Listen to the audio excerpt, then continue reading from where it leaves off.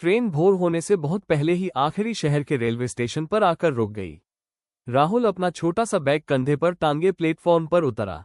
चारों ओर अजीब सी खामोशी थी और उसके भीतर अनजानेपन का एक गहरा एहसास। यहीं से पहाड़ों की ओर जाने का रास्ता शुरू होता था, लेकिन उसका असली गांव अभी काफी दूर था, जहां तक सुबह ही बस या किसी गाड़ी से पहुंचा जा सकता था।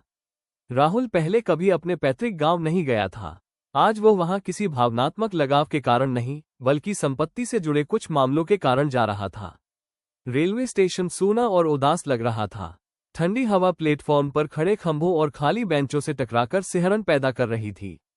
उसका चचेरा भाई सुबह सूरज निकलने के आसपास आने वाला था, इसलिए इस समय फोन करना व्यर्थ था। लंबी यात्रा के बाद भूख भी सताने लगी, तो राहुल खाने की तलाश में स्टेशन से बाहर निकल पड़ा। बाहर छोटा सा शहर गहरी नींद में डूबा हुआ था। दुकानें बंद थीं, सड़कों पर सन्नाटा पसरा था और ठंड धीरे धीरे शरीर के भीतर उतर रही थी। काफी देर तक इधर उधर भटकने के बाद उसे समझ आ गया कि इस समय यहाँ कुछ भी मिलना मुश्किल है। थकान और निराशा के साथ वो स्टेशन से काफी दूर सड़क किनारे रखी एक ठंडी धातु की बेंच पर बैठ गया और अपनी जैकेट को कसकर लपेट लिया। तभी उसकी नजर सड़क के उस पार एक घर की खिड़की पर पड़ी, जहां से हल्की सी पीली रोशनी बाहर आ रही थी। उसे ऐसा लगा जैसे कोई उसे देख रहा हो। सचमुच, खिड़की के पास एक बुजुर्ग महिला खड़ी थी, जो चुपचाप उसे निहार रही थी। कुछ ही क्षणों में घर का दरवाजा खुला और एक वृद्ध व्यक्ति शॉल ओढ़े बाहर आए।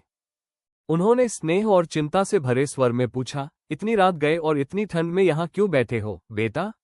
राहुल ने बिना किसी बनावट के पूरी बात बता दी। ट्रेन का बहुत जल्दी आ जाना, इस शहर में किसी को न जानना, सुबह तक इंतजार और खाने की तलाश। उसकी बातों में सच्चाई थी, कोई शिकायत नहीं।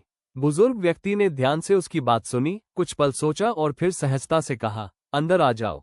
उस छोटे से घर में कदम रखते ही जैसे ठंड पिघलने लगी, पहले शरीर में और फिर मन में। उसे गर्म खाना दिया गया, आराम करने की जगह मिली और किसी तरह का संकोच नहीं कराया गया। सुबह होते ही उसका भाई आ गया और राहुल कृतज्ञता से भरे मन के साथ वहां से विदा हो गया। 5 साल बीत गए। दिल्ली की एक व्यस्त सड़क पर वही बुजुर्ग दंपति खड़े थे। इलाज के सिलसिले में वे अपने पहाड़ी गांव से बहुत दूर आए थे, लेकिन इस महानगर में उनका कोई अपना नहीं था।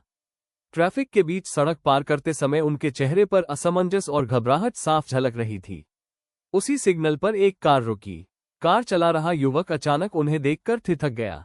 उसने ध्यान से देखा और पहचान गया, वो राहुल था। वो तुरंत गाड़ी से उतरा और उनके पास पहुंच गया। बातों बातों में स्मृतियां लौट आईं, वही ठंडी रात, वही बेंच, वही घर और वही निस्वार्थ मदद। राहुल ने उनके रहने की व्यवस्था की, अस्पताल के कामों में सहायता की और पूरे इलाज के दौरान उनके साथ खड़ा रहा। अंत में उन्हें सुरक्षित उनके घर तक पहुंचाने की भी जिम्मेदारी निभाई।